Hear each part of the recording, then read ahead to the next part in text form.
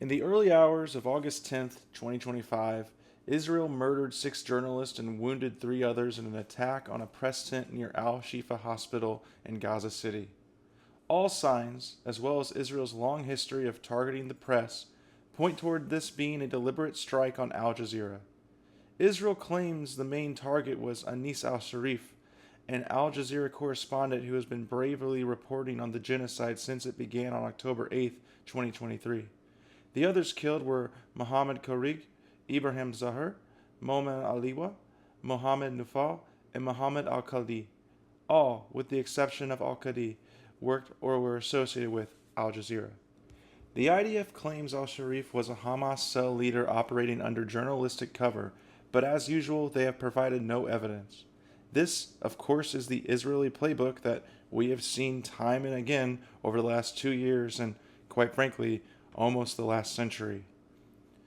Israel commits an atrocity, they claim some sort of terrorist or, in modern day, Hamas connection, they show no evidence, and move on to the next crime. The attack has been condemned by Reporters Without Borders, the Committee to Protect Journalists, and Amnesty International, who called it a targeted assassination and a possible, if not outright, war crime. The UN Secretary General Guterres offered his condolences, calling for an independent investigation while reiterating the need to protect journalists and media workers. Irene Khan, a UN representative from the Freedom of Expression, directly accused Israel of killing al-Shafir over his reporting, stating that Israel had no evidence, and asked, "If they had real evidence, do you not think that they would put it up front, right away in the international arena? Of course they would, but why are they not doing that? Because they don't have that evidence." Khan went on to say that Israel routinely labels any journalist covering Gaza as a Hamas member, just as it brands anyone who criticizes Israel as anti-Semitic. This tactic is central to how Israel silences criticism and shields itself from accountability.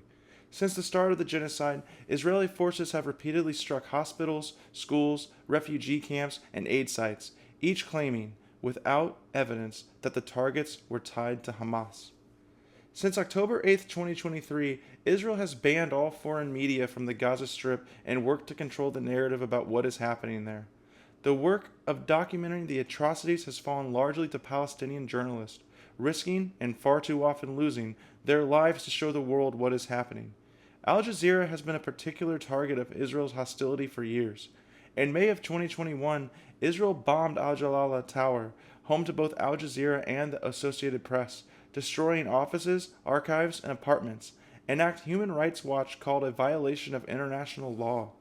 In May of 2024, Israel formally banned Al Jazeera's operations in Israel, criminalizing its broadcast under a foreign media law, and has continued to extend the ban indefinitely. The killings of Al Jazeera journalists are not an isolated incident, not even in the current genocide. From 2000 to 2022, the Israeli military killed at least 20 journalists and faced no accountability. Since October 7th, Israeli forces have killed 270 journalists, all but one of them Palestinian. Any student of history can tell you that the destruction of independent journalism and outright killing of reporters is the playbook of regimes intent on covering up the facts. We've seen it before. In Guatemala and El Salvador, U.S.-backed governments silenced human rights reporting and rebranded massacres as counterterrorism victories. In Russia and China, state authorities exercised total control over the media, enforcing censorship and pumping out propaganda. And we've repeatedly seen the same tactics used from the United States itself. In Vietnam, the United States routinely murdered civilians and committed atrocities so common that when the My Lai massacre was finally exposed, human rights organizations said they hadn't reported it sooner because they had witnessed similar or worse events. The United States even pioneered Israel's go-to excuse. When bombing civilian sites in Vietnam, Washington claimed that enemy fighters were hiding there. The same pattern repeated in Iraq and Afghanistan, where deliberate civilian killings happened daily under direct orders from the United States government. All of it was covered up, and when whistleblowers like Chelsea Manning leaked the truth, the American media buried the story while the government punished the messenger. American media remains complicit in the genocide today. While Israel is banning and murdering journalists, the Western media is pushing the Israeli narrative. The New York Times and other outlets have refused to call what's happening in Gaza by its name, genocide. The Times in particular has a long record of parroting what the Israeli government says. When Israel bombed the Al-Ali hospital, the Times echoed Israel's versions of events before quietly walking it back, burying a correction. When the New York Times published a photo of a starving child in Gaza a few weeks ago, Israel told the paper the boy had a pre-existing condition that made him appear malnourished, and the Times promptly issued a correction front on the photo so everyone who looked at it could see, as if there is any precondition that can make you look as starved and malnourished as that young boy looked. None of what is happening in Gaza would be possible without the full backing of the American media and the United States government. This may be Netanyahu's genocide, but it is also Biden and Trump's genocide. The Biden administration stood by the banning of journalists, the mass killing of children, the displacement of the entire population. The only difference between Biden and Trump is that Trump is more honest. Since February, Trump has openly stated the plan for Gaza: expel the population, occupy the strip militarily, starve the residents, and kill anyone who resists, including journalists documenting the crimes. The killing of the Al Jazeera journalist today is just yet another in a long list of war crimes, atrocities, and violations of human rights since the genocide in Gaza began on October 8th, 2023. And it won't stop until the American government stops funding and assisting Israel's campaign. The United States plays a key role not only in sending weapons and other arms to Israel, but also in assisting them militarily and helping them choose what targets they should strike. It will not end until the American public demands it.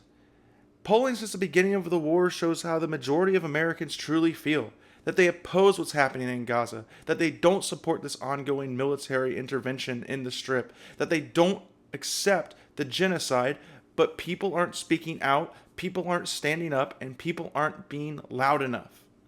Opposition has grown over the past 2 years, especially on college campuses where dissent was cracked down but continues to rise and be strong today.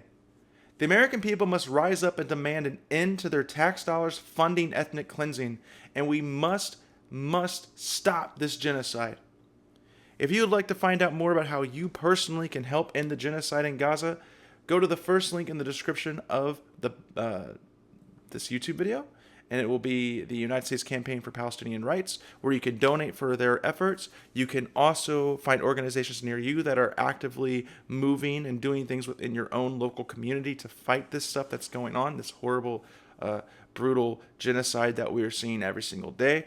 Israel, as I mentioned in this paper briefly, but Israel is actively starving everyone in the Strip. They're not allowing food or water in except for very little bits of it, piece by piece. And then whenever Gazans do come to find aid at the Gaza Humanitarian Fund's set up 4 locations, it's basically a free fire zone where Israelis are actively killing unarmed people looking for aid. The United States Campaign for Palestinian Rights is a good place to go for places to organize. It's a good place to donate. I donate every single month, about $15. It's a good place to find people near you, and it's a good place to find a way to get a hold of your representatives so that we can stop this now. If you like this video and would like to learn more about the things I talked about here, I have made several other videos about this topic throughout my YouTube series. It's my most talked about topic on this YouTube channel, and everything I talked about today came directly from an article I posted on my Substack, and that is the second link in the description below. Thank you so much for watching. Please support an end to genocide in Gaza. See you next time.